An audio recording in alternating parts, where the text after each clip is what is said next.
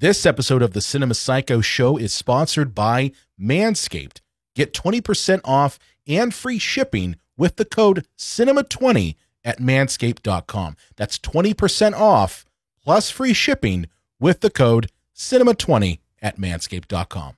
You're over the hill Jimmy Stewart, and you've got a 10. He just is a unsufferable prick in this movie. He's just like, well, you know, you're on Park Avenue, and I only live here in Greenwich Village, where we're all poor and slumming, and you can't come with me to the Andes Mountains because, you know, you're a woman, and you might, you know, go on your period, and then the bears will come and get you in the Andes Mountains, and then, you know, what is going to happen? You won't wear a pretty dress every day. And the mountain sharks, they're real.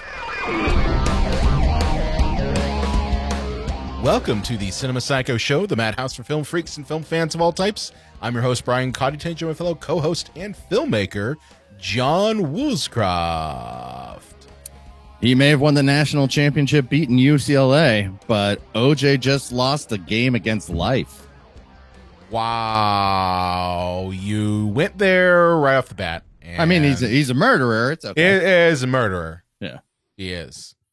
Kind of like, you know, our movie we're going to be talking about today. Ooh, you know, good segue. Well, and it's something that, you know, Hitchcock does a lot of with murder.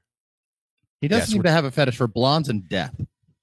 He really likes blondes a lot, almost to the point where, like, he will ruin a blonde's career if that blonde happens to not sleep with him. Tippi Hedren. Sorry. Yeah, but we're on episode, what did I say? 307. 307. We record these things late at night, folks. 307.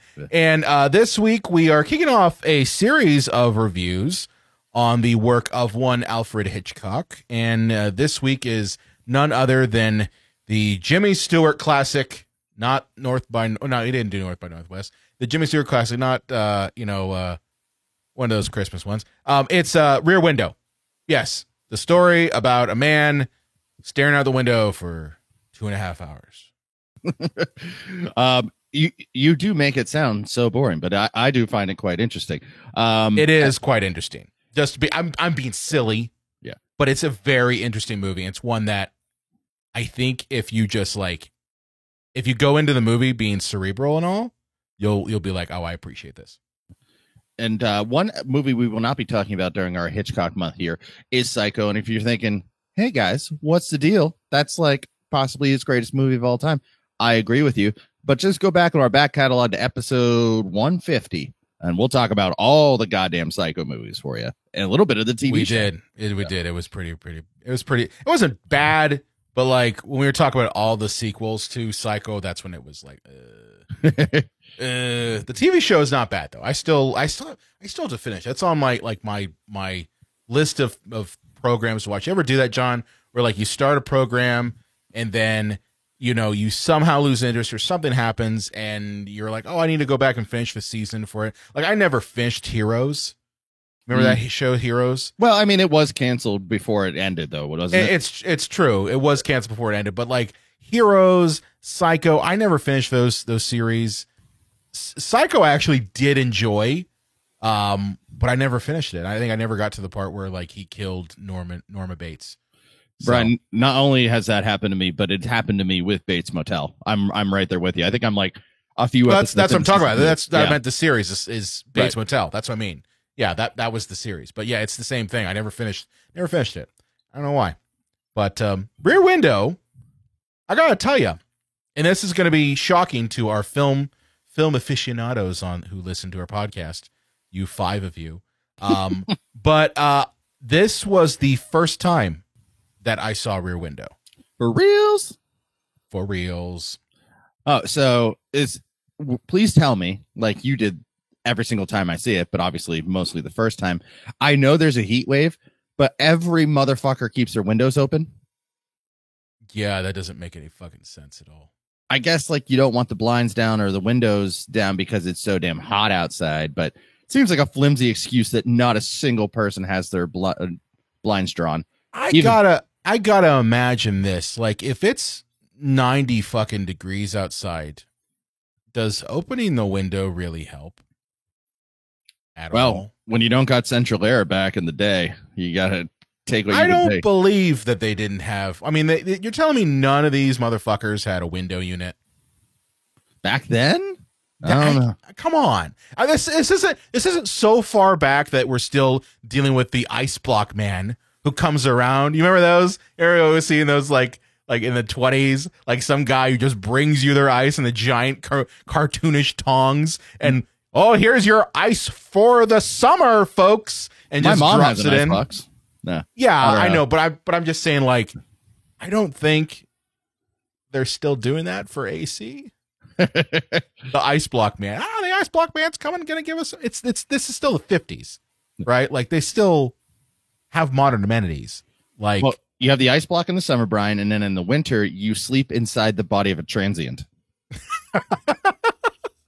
and the transients back then, they were kind transients, right? They had the little handkerchief knapsack thing they put over their shoulders. It was really quite charming if you think about it. They sang Zippity Doo Dah and talked about how one day they're gonna have the best life possible. If only they, get that scratcher that makes them $1 bajillion. Yeah, no, but here's the thing. I never saw a Rear Window. It was never like my thing. And that might be because of my biasness in detesting Hitchcock as a human being. I recognize fully well. I think I said this when we did our Hitchcock episode a while back, and also when we talked about Psycho, that I fully recognize that the man is a cinematic genius. And as someone who, really loves the horror genre and has made horror films, I recognize his genius, but I also cannot, appreciate a man who's really, really horrible to his actresses, and to a level that he would be absolutely canceled in today's world. Yeah, absolutely. And for me, I saw most of his work before I knew anything about Hitchcock, the human being. And I think it's hard to say that you've seen every Hitchcock movie because the guy made about 7,000 films plus 5. But I've seen the majority of, I guess, what you would call his classics, and even some of his silent pictures. So but yeah, I saw a lot of these before I knew exactly what kind of person Hitchcock is. But who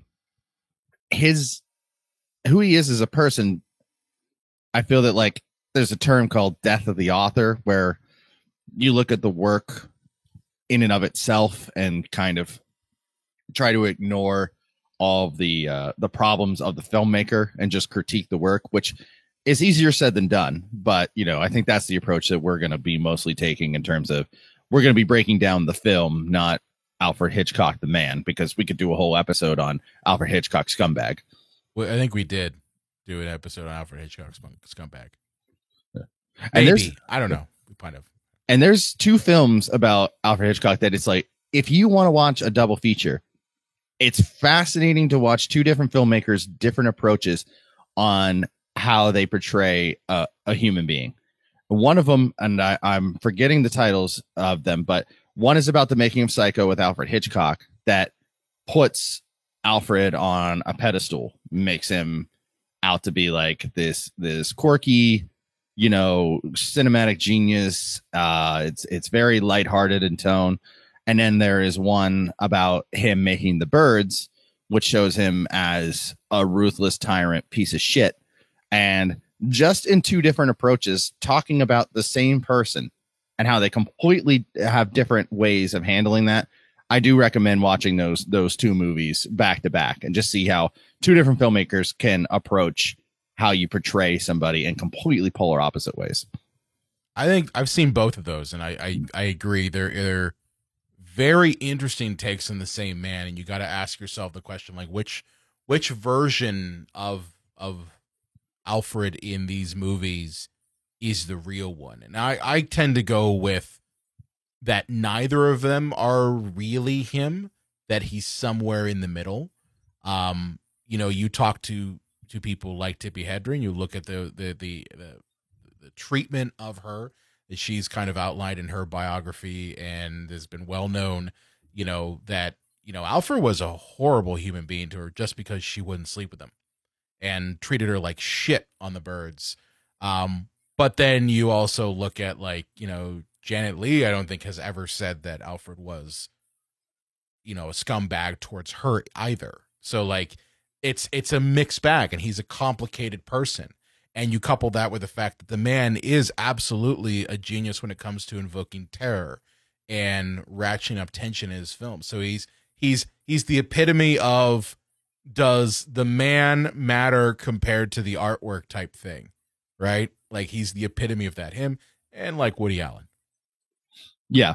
And one thing that, like, and I know that there are families that money go to after people die, but it's easier for me that if for any of these movies, if I have to rent them, say like on Amazon Prime, and put a couple of bucks out there, it's easier for me to do it for a movie like for Hitchcock, because he's dead, where it's much more difficult to, because I will be doing an episode on my YouTube channel on Manhattan and how Woody Allen in that movie is dating a high school girl.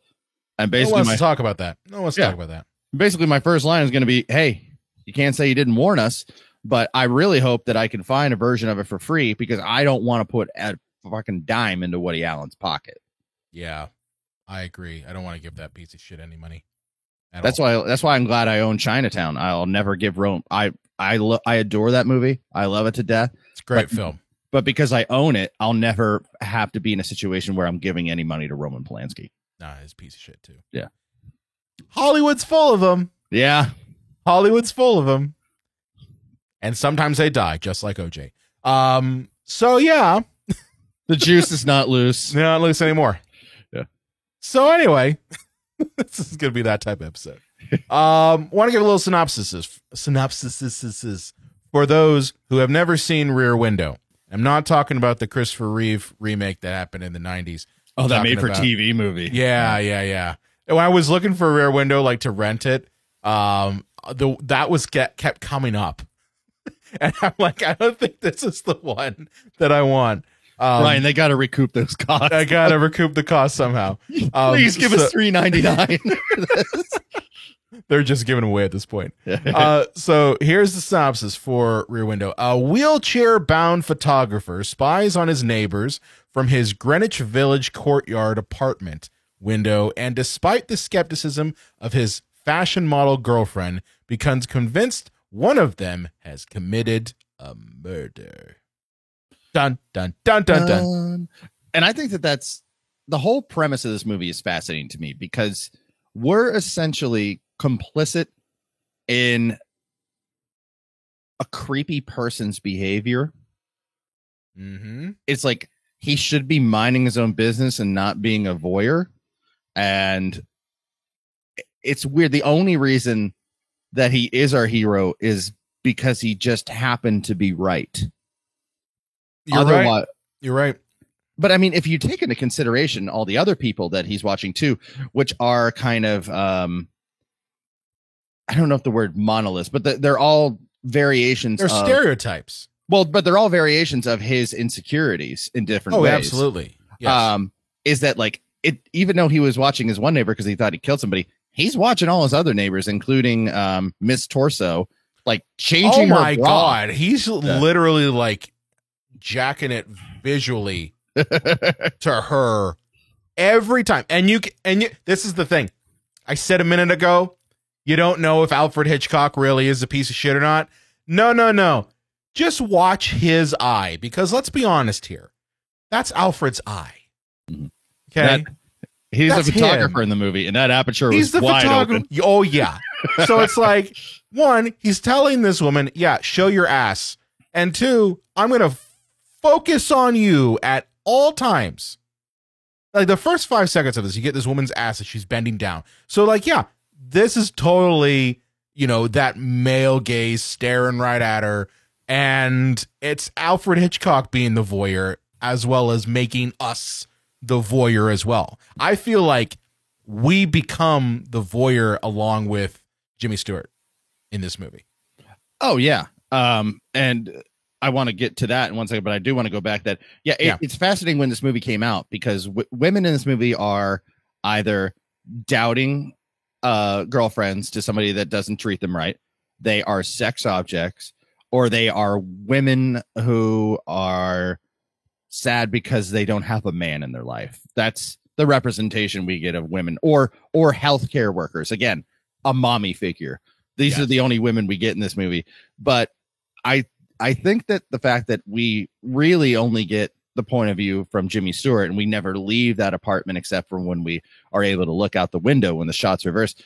This really felt much like a play to me, and not for any other reason other than the restrictions of what do you do for a guy who can't get up. And there's a scene where he goes downtown to grab a ham and cheese sandwich, Yeah. I mean, it feels like a play also because this is an absolute set. Like this is, they didn't go to actually shoot this thing in New York and have, shoot it in a New York apartment. They built sets, and this whole thing looks like a set. Everything looks, even when they go to shots where it's sunset, it looks fake. Now granted, this is 1954, so that is passable. No one's saying oh, that's totally phony. But it is, everything takes place in the set, and it's done by design for that.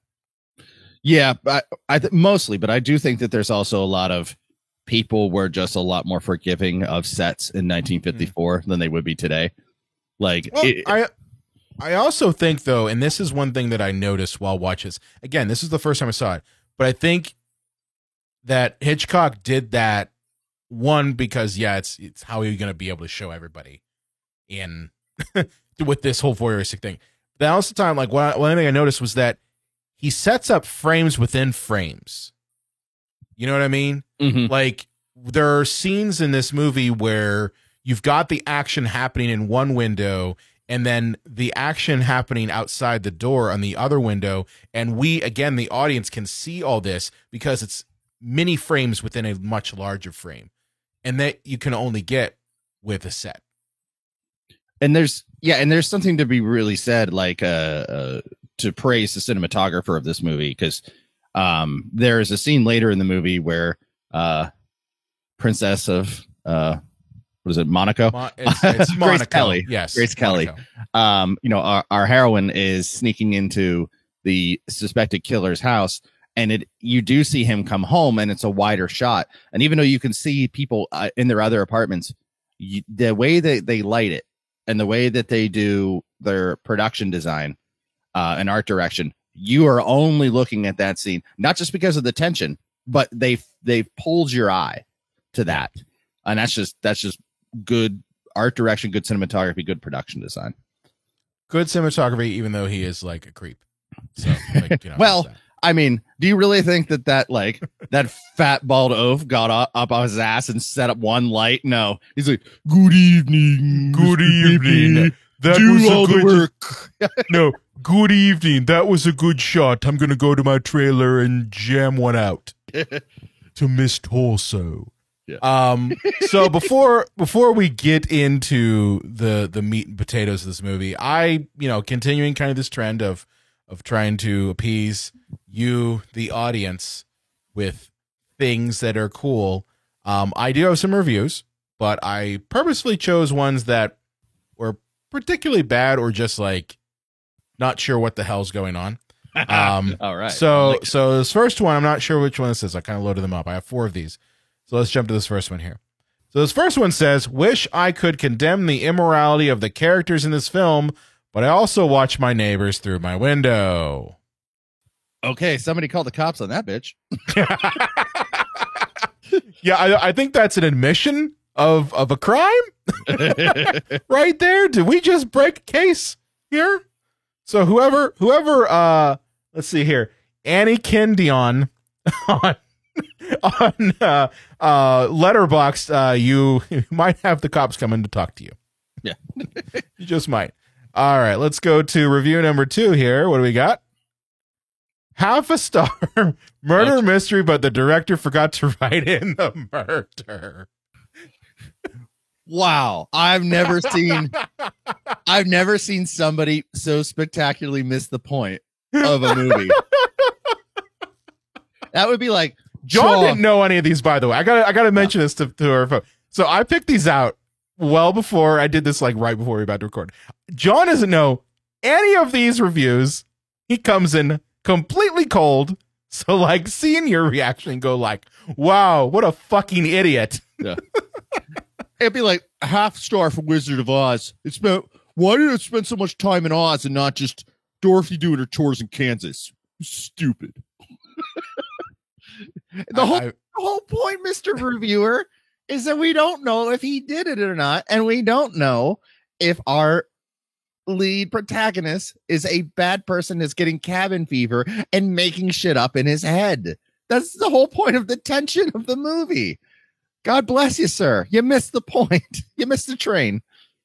You totally missed the train, buddy. I mean, even though I'm not a fan of Hitchcock on a personal basis, this is all about paranoia. That is what the movie is. You don't know. So, like, your review is shit. Okay? So, let's go to review number 3 here and see what we got. My ADHD ass could not watch this because every time he was mean to the pretty lady who wanted to straight up marry him, my immersion broke. Like, dude, what the fuck? Got a good point. Yeah, he is he's unnecessarily a dick. But if we want to talk about his avatars in the movie, I think that's a good use of the word avatar. Yeah. That Lisa is an avatar in his mind to the ballerina, the sexy lady across the hall, and that he automatically judges her, and she has to say, well, people automatically judge me, you know. And there's the pianist who's a perfectionist, and he sees Lisa as too perfect for him, which I think is why he kind of starts to push her away. And then there's Miss Lonely Heart, who he realizes that he needs to be a better man to her, or else he is going to be alone for the rest of his life. And then he sees the newlywed couple of what he could be if he like got his shit together and wasn't such an asshole all the time. So I think it was a lot of that he had to grow as a person. But yeah, but the way that they wrote, it's 1954 growing, where yeah, it's like, hey, I made you dinner. Yeah, oh, whatever, bitch. You know.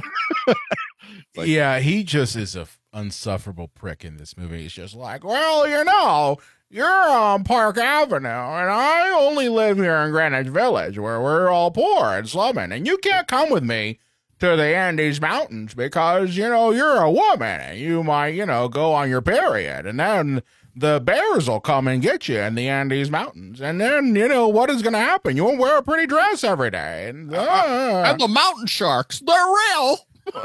It's like, what? It's like, dude, you've got a 10, and yeah. you're you're over the hill Jimmy Stewart, and hey, you've got a 10. Hey, I gotta say, Jimbo has got some piercing blue eyes in this movie. I get that, but like, I get that, dude. But I'm like saying, he takes his shirt off, and it's all like dad bod, and he's got a 10. There was nobody in the 50s that was like ripped. In fact, he probably was considered ripped in 1954. He was, well, like, yeah, he'd have to do the whole like wearing the like the white, like, you know, undershirt, and like having the shirt, the pants brought all the way up to his belly. It's like it was Jack LaLanne, and that yes. was it. Yeah.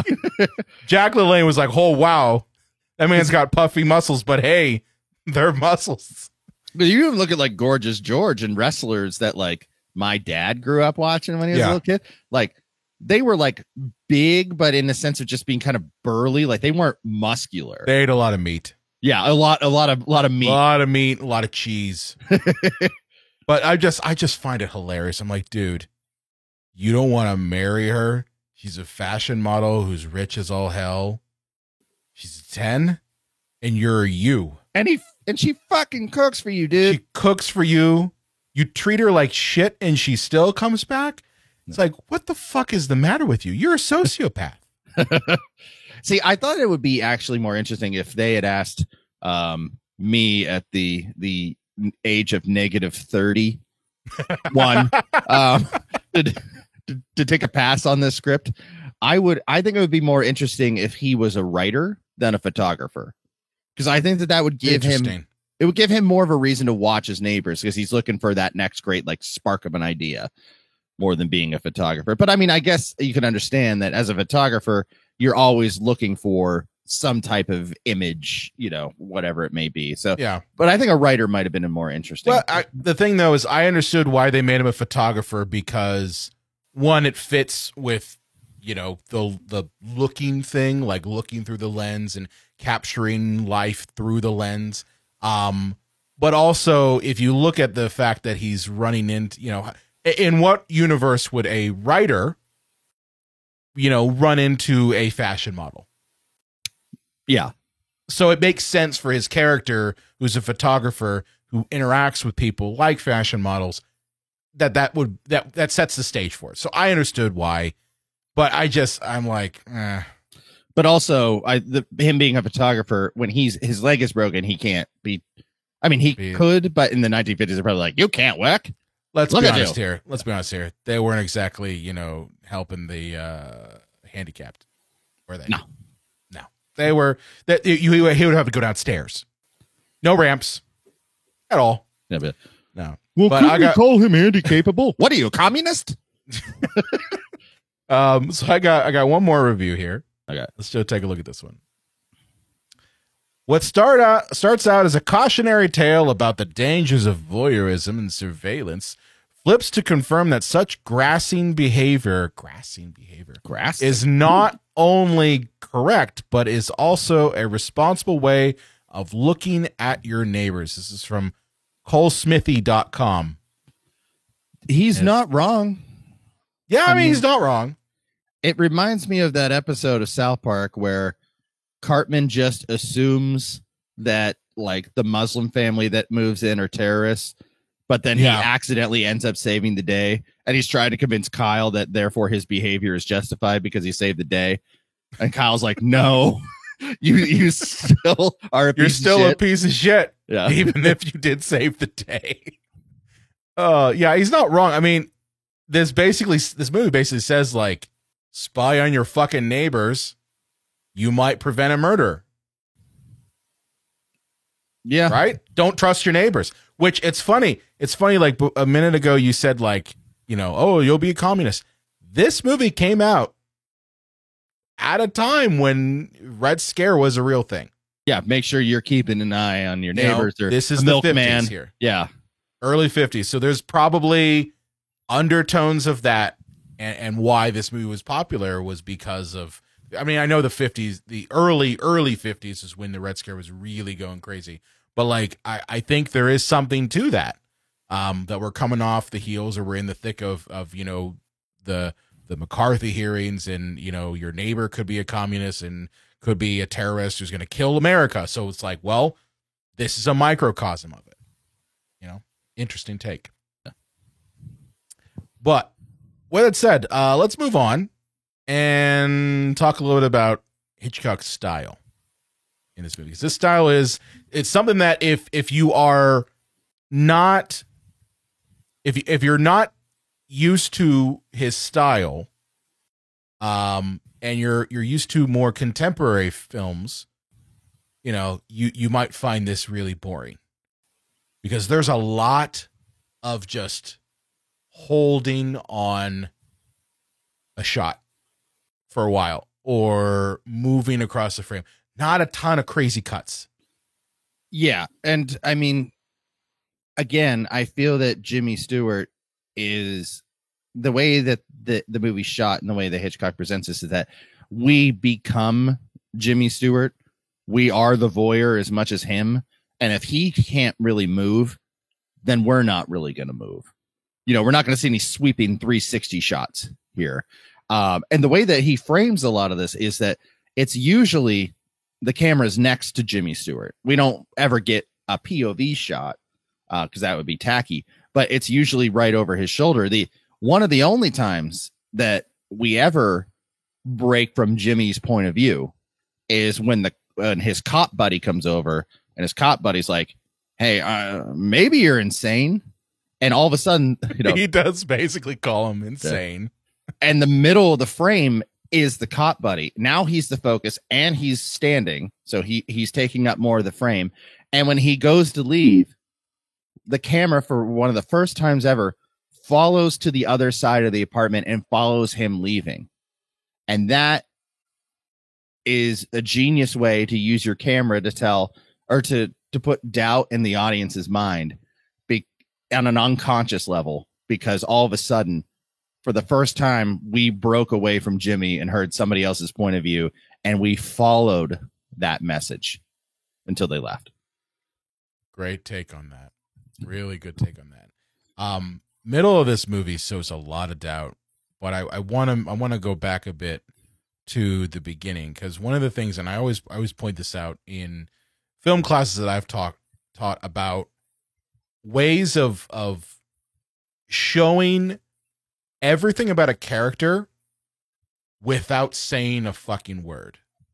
Mm-hmm. Because the opening sequence of this movie is one continuous long take. I'm not 100% a fan of those.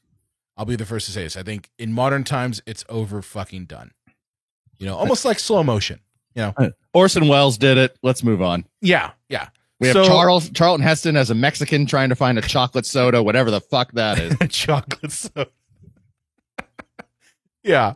But my point is that the first, outside of just us getting a look at everybody in the neighborhood, right? Giving us kind of an idea of who are our main characters, where is the setting.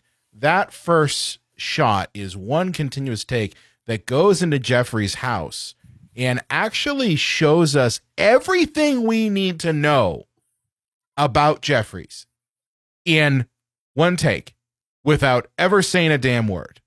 Okay. In this sequence, we see one, that his name is Jeffries because it's written on his cast. So we know his name. Two, we see that he's a photographer. Why? He's got pictures all over the place. He's on the phone with his boss talking about the accident. And we see the picture of the accident literally right in front of us.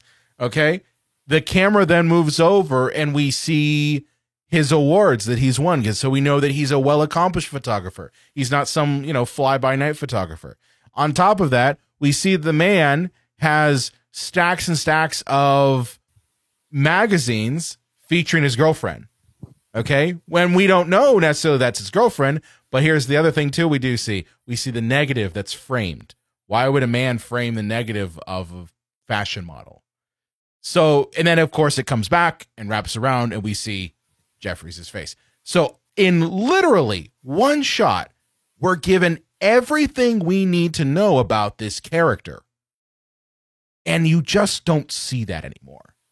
Because nowadays, when you watch a movie, you see exposition, right? And the exposition is usually told. You have some character who comes in and says something and just basically is look at the audience at the same time going like, hey, this is who this person is. And this is what they're doing. And it's lazy. So what Hitchcock does in one shot does more than what maybe 5 scenes would do in a contemporary film. Hey, fellas, quick heads up from the grooming front lines. Shaving your jewels doesn't have to be risky business anymore. Thanks to our friends over at Manscaped and their Lawnmower 5.0, I got one right here, you can forget about nicking your bits. This trimmer is all about keeping things smooth and safe, so you can trim with confidence. Head over to manscaped.com and snag 20% off plus free shipping with the code CINEMA20. With Manscaped, it's easy grooming and no surprises. John, we've known each other for a long time, right? Mm-hmm. Have you ever sliced your balls? Oh, all the time. I've got very sensitive nads. Let me just sensitive put it that nads. way. I try not to go down there too much because my balls end up looking like everybody who wasn't Harrison Ford in Witness. Just Amish nuts all the time. I mean, for me, I have had problems where I literally have sliced down there and it looks like a horror show. And I don't want people's balls to look like a Cinebites plaything. So we know that dudes get a little heebie-jeebies when it comes to going down there. And if you want to get a close shave, honestly, this guy right here, the Lawnmower 5.0, can do it for you. This 5th generation trimmer features 2 interchangeable next-gen skin-safe blade heads, a standard one for taking a little bit off the top. All right, John's got one right there. And a new foil blade to go smooth wherever your heart desires. I use this one right here because I want to go smooth. With dual LED spotlights, you'll achieve better visibility, making every trim more precise and hassle-free. You could even shave your balls in complete darkness now if you really wanted to, thanks to the LED light. Although I really don't recommend it, but you could. He's right. Worried you'll make a mess? This bad boy is also waterproof. You can shave in the shower, in the bath, or in the ocean. I don't know why you would shave in the ocean, but guess what? You can. I love this thing because it does come in a compact case, making it really great for travel. Trust me, this trimmer will be your crown jewel's best buddy. Brian, let me ask you something. Sure. Listeners to our podcast, or even viewers now, can they get some kind of special deal? Oh, they can. You can get 20% off and free shipping with the code CINEMA20 at manscaped.com. That's 20% off plus free shipping with the code CINEMA20 at manscaped.com. Show your balls some love and feel free as a dove. It reminds me of a movie that came out 31 years later. Couldn't be any different of a movie, but it does exactly what you just mentioned. And that's the beginning of Back to the Future. Damn right. The camera's going through Doc's place. You know, we have the clocks, we have the plutonium, you know, we have some of his failed science experiments in there. You know, then Marty coming in and trying the guitar. There's very little to no dialogue there, but we kind of get a sense of who Doc and who Marty are by being shown. Which, if you don't know, kids, you're supposed to show, not tell, because it's not a book, it's a movie. It's the opposite. And it's nice to see that in a film like this, because it's so rarely done nowadays. But outside of that, you know, Hitchcock does a lot of hanging on shots in this film that the pace is really slow. And you might be going halfway through the movie going like, all right, when are we going to get to like the thing? You know, you have back and forth arguments between, you know, Lisa and, you know, LB. Jeffries. Yeah. Yeah, LB. I just call him Jeffries. That you might be like, well, what the fuck does this have to do with the murder? When's the murder going to happen? Right. Is especially if you're coming from someone who's watching Psycho, you'd be like, well, when's the bloodshed going to happen? And you don't really see that. You get one scream. That's it. One scream when someone says no. That's the murder. Although I didn't have any doubt in my mind that he had killed his wife, because in the middle of Greenwich Village, I don't know too many people in the middle of the night need to be like washing off their hacksaw. Maybe if you live on a farm. But yeah, I mean, the minute I saw the hacksaw and the machete and like just nonchalantly doing that, and then he's talking to Doyle later, and Doyle's like, well, you know, maybe he just has a hacksaw. Maybe he just has a machete. Well, you know, we saw Mrs. Doyle, Mrs. Thorwald at the airport. Do you know that's really her? No, but, you know, he has a hacksaw machete. Everything here points to the fact the man killed his wife. And it's just these idiots around Jeffries who are just like, no, you're crazy.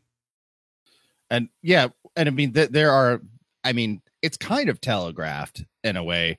But I wish there was maybe a little bit more nuance of like, is he crazy? Because there's a couple who it's so hot in their apartment they sleep on the fire escape. And the thing is, okay, if it's so they're so fucking dumb.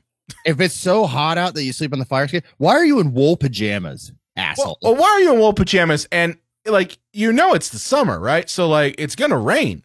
Like, even if it rains a little bit, it's gonna rain. But you've got a whole mattress on the fire escape in wool pajamas, and you're just like cool and with heavy sleeping blankets outside. too. Heavy blankets.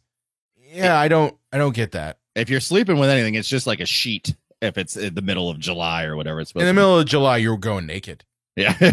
Well, thankfully, because they were elderly, they didn't do that in the fire escape. It's not Miss Torso sleeping on her fire escape. But anyways, they have a little dog, and little doggy, and the dog keeps digging at the garden, and the guy, our suspect, keeps like shooing the dog away. And it's like, well, why? So they buried the garden. You know, for anybody who didn't know what I said, because my Jimmy Stewart mocking impression was, I think there might be something buried in the garden.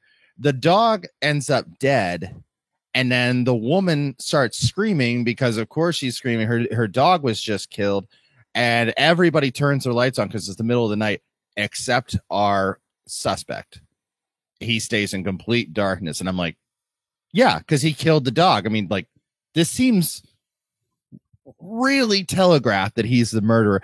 I wonder, and I feel really stupid trying to correct, quote unquote, a cinematic classic. You know, you're not stupid for correcting that. That's what we do here, man. Yeah. Is I just wonder if there could have been some kind of twist, or, and I know in a movie in 1954 they would never allow this, but like if Jimmy Stewart called the police on, you know, our suspect, and they busted through the door. He thought somebody was breaking in. He grabs a gun. The police shoot him because he's wielding a gun on them. And even though Jimmy Stewart, you know, LB is pretty sure 100% that he did it, he'll never know completely if he actually killed his wife, and he has to live with that for the rest of his life. You know, so either keep it open-ended or give me some kind of twist. Then, hey, the guy we all suspected murdered his wife the whole movie murdered his wife, and now here he comes for you. I don't think Hitchcock is that deep when it comes to his mystery. It seems to be that he goes one or two surface levels down. You know what I mean? Mm-hmm. I think contemporary films would do that. You know, I think contemporary films, if they had a mystery like that, it would be something where, yeah, it happened, but it's also going to come back on the person who's accusing to some degree. Like, you'd have that sort of twist occur. Like, I almost think of, like, it's a comedy, but it's not a thriller, but like The Burbs, you know, mm-hmm. where Tom Hanks and his buddies are all thinking that the neighbors killed, you know, people, and it ends up being that, no, he didn't kill the neighbor they thought he killed, but he killed the people who lived there before. So it's like, yeah, you were right, but you were just kind of right in the wrong sense. But I don't think Hitchcock would do that. I think he very much was all about making you, the audience, feel, and that's where his mastery comes in. He is a master at making the audience feel what the main character is feeling. And the terror and tension that the main character is feeling is illuminated in us. That's why we become the voice. That's why everything's in POV. That's why we're always like, we're feeling like Jeffries at points. But I don't think he is adept enough to have a twist like what you're talking about. And his movies, and I'll explain what I mean by this because this could come off wrong. It's like he's very surface level. Yeah, that's what I mean. He's one or two levels down. Yeah, he is more focused on his cinematography, his placement of his camera, his edit, which are all obviously important things when you're making a motion picture. But unless it's a story that's based on like a famous novel or what have you, like it's not painfully deep. Like, he's not looking for, you know, the Seventh Seal. He's looking for something where he can, as he likes to say, play the audience like a piano with his visuals more than he is of like deep character study or make you question everything you ever knew about life from the plot kind of thing. He reminds me in a weird way of Zack Snyder in that sense. Interesting. I would say, like, he is not a David Fincher.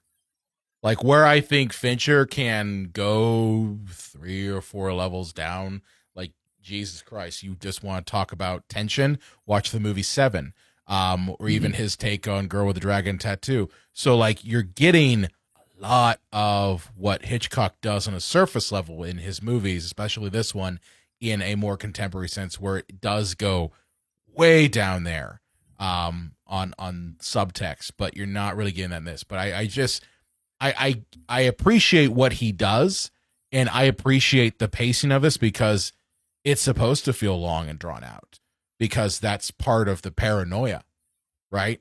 Mm-hmm. Jeffries is in a cast for 6 fucking weeks. We're on week 5 here. And so we're supposed to feel like this thing is going on forever. that's part of the movie. And what do you make of the ending of this movie? Because I think it's one of Hitchcock's best shots, followed by kind of goofiness. You mean like the weirdo VFX that they do in this thing? Because so as I mentioned, Grace Kelly's character Lisa, she's like, "Hey, I've got 2 usable legs. I'm gonna go search this guy's apartment." And damn, she's spry. She's like fucking Spider-Man, just jumping in this guy's apartment. And fashion model, man. That's what it is. Yeah. If you like murdered your bitch, maybe lock your windows when you leave. I don't know. But anyways, you know, she's in there and he's coming back. The suspect's coming back. And he calls the police on her for breaking into his place. And, you know, she's pointing at the ring that she has that is like his the suspect's wife's ring. And he sees her pointing at her finger and looks right into the frame because that's Jimmy Stewart's eye. So I think the first true POV, not fourth wall break, because it's supposed to be Jimmy Stewart's POV, but the first true POV shot where he's just staring down the lens. And I'm like, oh, he's coming for you. I look at it as he is breaking the fourth wall because he's looking at us. Right. You know, because at this point in the movie, this is 30 minutes. I'd say like 20 to 30 minutes left in the film because not a whole lot happens, in my opinion, like terror wise, for most of the movie. Right. It's until the last 20 to 30 minutes. It's all build up. So like this is the point where it's like, holy shit, it's going to escalate quickly. And it does. So like, yeah, but he's staring right smack dab into the lens at you. He's not just looking at Jimmy Stewart. He's looking at you, the audience. And this is where you feel like, holy shit, I'm being looked at. Like I've been caught. And that's brilliance on Hitchcock's part. But so our suspect, because I don't know his character's name, I apologize. It's Thorwald. Thorwald, thank you. Goes to Jimmy Stewart's apartment and like, look, man, I know you're in a wheelchair, but you can probably get to your door and lock it. But Thorwald comes in. He could hobble. Yeah.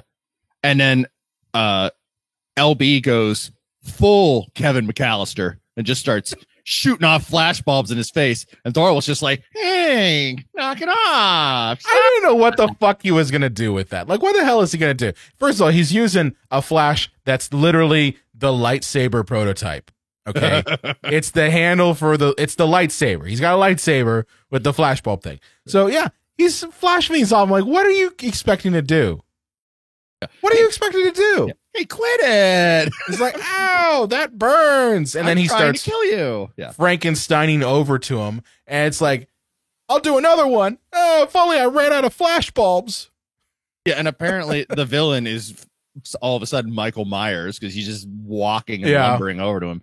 But I will say the flashbulbs were kind of silly, but I do find that the fall of Jimmy Stewart out his window, because our killer is trying to kill Jimmy Stewart now by throwing him out of his window. For him to fall, that's the first time that like he's taken away from us. Yeah. From the audience. And then we kind of break from that apartment. And really, really good shot and a good effect for 1954 for him falling like that. Yeah, it's shitty. But it's shitty. For 1954, Brian. I don't care. It's shitty. I mean, you're telling me like for I know why they did it, because they wanted to make that fall seem a lot further than it actually was, because let's be honest here, that fall was not as far as you would. But I always go back to like, you're telling me that you don't have wires in 1954, that you couldn't make it look a little bit better? Like, you're telling me you couldn't do that? I mean, it just, that was the one moment that took me completely out of the movie. And maybe it's because the fact that I'm more hyper attuned to visual effects, especially in older films. But yeah, it took me out of this like, that's stupid. Like I was like, he's so stupid, because Jimmy Stewart looks like he's a worm on a hook. Yeah. But I gotta say, I gotta talk about Thorwald here. He's got to be the dumbest fucking killer I've ever seen. Dumbest killer. Like, if you know that everyone in your neighborhood is a busybody, because let's be honest here, everyone in that neighborhood is a busybody. Everyone knows everyone's business. Okay. So like, if you know that, why are you trying to kill someone in the middle of everyone knowing everyone's business? Yeah, I'd wait to kill the bitch till February when everyone's got their blinds drawn. Yes. You remember that. Like you or why would you immediately after that happens go like, I'm going to go over to Jimmy Stewart's house and beat the shit out of him and murder him? Like, why would you do that? Why would you do it in the balcony? Like, why would you throw him on the balcony? Like, where everyone can see? Because everyone's got their fucking windows open. Because it's a movie, and we had to go to the window. I know, because, get it, rear window. Yeah, he's going to fall out the rear window. I know, but I mean, the ending worked for the movie. I just did find the flashbulbs to be a little bit goofy. And, you know, the fake whatever green screen, probably it wasn't green screen. It was probably like, my guess would be rear projection. No, it wasn't rear projection. If it was rear projection, you would see a lot more. But just some sort of weird, like, printing, you know, superimposition on the frame. It just looked really terrible. And it took me completely out of it. You know, I thought it looked odd enough that I didn't mind it in that sense. Like, it didn't look natural, but it looked strange enough that it didn't bother me. Unlike, say, one of my favorite movies of all time, when Dick Jones gets shot out the window in RoboCop, and all of a sudden he has 300-foot arms as he falls to his death. I don't care. That's just a good movie. Listen.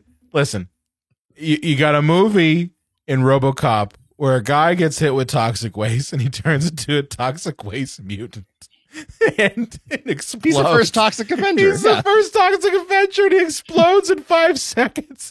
So yeah, in a movie like that, and a movie where another guy gets his dick blown off by RoboCop, I cannot fault a movie where Ronnie Cox's arms are way too fucking long. Okay, I can't. It's part of the film. I will say this, and this is the last thing I'm going to say about RoboCop, because that's not why we're here. No, we're not here about Dick Jones. But Kurtwood Smith has one of the greatest, like, just response to that. He hits the toxic guy, and he splatters all over his car. And he goes, fuck. Oh, I thought you were going to say his best line being, bitches leave. Oh, that's the greatest line in movie history. Yeah. Bitches That's leave. Up there with Rosebud. Yeah. Up there with Rosebud. Toto, I don't think we're in Kansas anymore. Bitches leave. Bitches leave. Oh, shit. Well, I did want to talk a bit. I mean, we touched on this a little bit about women's representation in this movie. I think it's worth going into a little bit deeper look on. So all throughout this movie, women are continually objectified and talked down to in a way that I think is really bad. Your thoughts, John? Yeah, but it's 1954. I didn't expect any different. But it's really bad. Like you have Doyle, who's Jeffrey's like police buddy who doesn't believe a fucking word he's saying.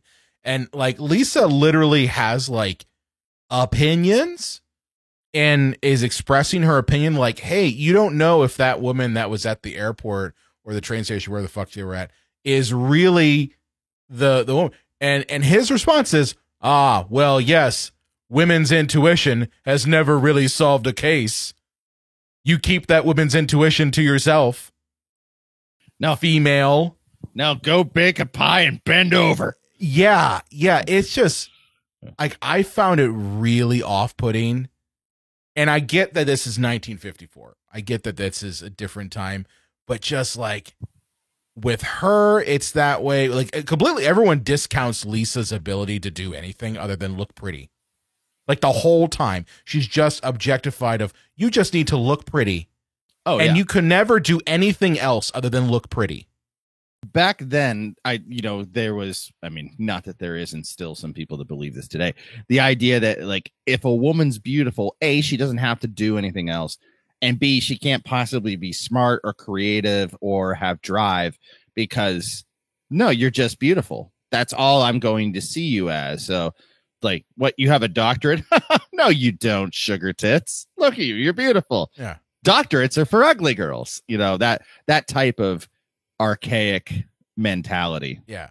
Yeah. And it's also a thing where like she expresses that she wants to be with Jeffries and wants to go with him on his travels and that and Jeffrey's response is just like, no, you wouldn't be able to handle it. No, you have to live on Park Avenue with your fancy friends and your your $1,000 dresses. You couldn't handle that. You couldn't handle eating weird foods and things like that in the jungles like I have because you're just a woman. And like it's almost like she's so pretty and so perfect that it's not he can't like accept that. It's out of the question. It's completely that she could out do of the anything question. else. Yes, other than be the sexy lamp. Whereas the crazy thing is, like, through this movie, she actually does do all the things that he was saying she couldn't do. And she's like one of the only like voices of reason. Yes, in the movie as well. Yeah, and he has another woman in his life, his nurse Stella. Who, he treats like shit in a different way. He treats her like shit, like a mother. Like he treats her like a shit. Like you're a goddamn bag lady. Yeah, he's like, oh, you don't warm the oil up first before you put it on my back. You know, you don't do any of this. And then, of course, Stella isn't doing anyone any favors, right? Because she's saying like, oh yes, just marry a woman, please. You got to marry. That's all you got to do. You know, and just again equating women to just a product in a sense. Barefoot and pregnant. You have to be my whore and my mom. Yeah. And all of the other archetypes we see in the neighborhood, like Miss Lonely Hearts, is only needs a man. That's all the woman needs. And Miss Torso, again, just being the sexy lamp, has guys all around her. It's just really gross. Ooh, she has, men in her apartment. The movie very much says that though, Brian. At the end, Miss Lonely Heart and the pianist end up together, and now she doesn't want to kill herself because she has a man. And we find out, Miss Torso is not a filthy, bottom-feeding trash bag hoe. No, she's been waiting for her man to come back from the military. And you know what? She's not just using her good looks to have sex with the most handsome men ever. Look at this guy. He's short and a little ugly and slightly overweight. Like, he's got glasses, John. He has glasses. Yeah. So it's all the women is like, look, what a happy end. We all ended up with penis again. You know what it makes me think with that the guy that Torso ends up with, that was a stand-in for Alfred Hitchcock. Oh yeah. Like just think about it. Short, slightly overweight, glasses. Yeah. We didn't even actually mention his cameo. Did he show up in this? I didn't see him. I missed that one. He was at the pianist's apartment when the guy's like trying to master his stuff, and he's like fucking around with a clock on his fireplace or something, and like he seems to get upset because he's not getting the song right or something. So who the fuck does that? It's blink or miss it, kind of thing. Who goes into a place and just fucks with someone's clocks?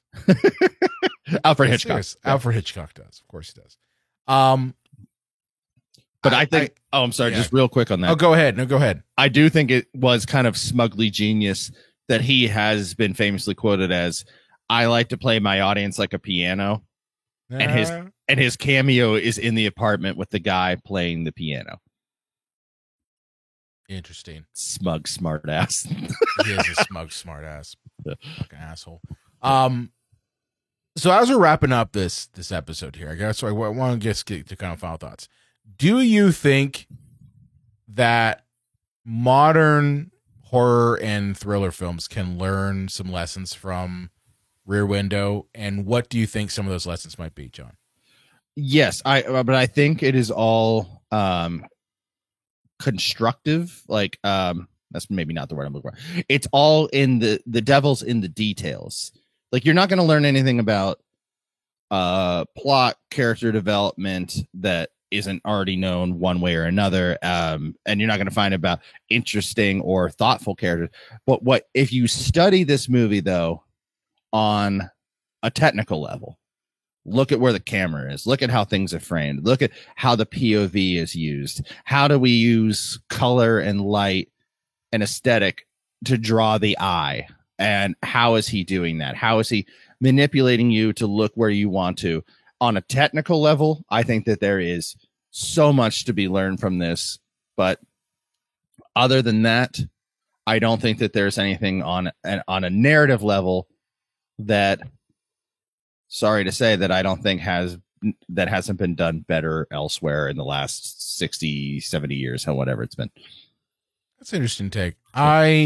I totally agree with you on the technical.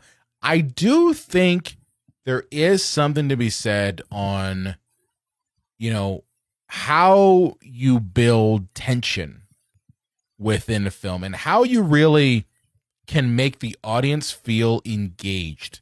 That's the word that I think I would use when describing this movie, is that this movie really does engage the audience really well, to the point where that this isn't a movie you can't really like just look at your phone and then watch. Like, this is a one that you have to actively be watching, right?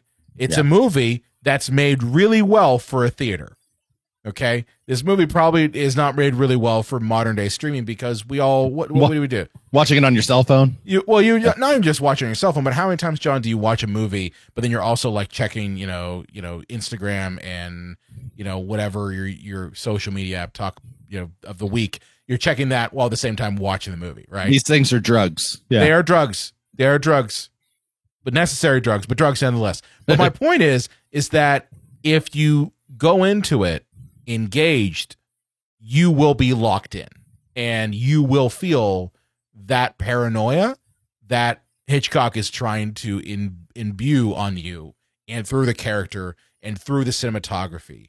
I think that's where I think filmmakers can really pull from, is that ability to engage your audience well and make them feel like they're part of the movie, and I've seen some filmmakers do it really well.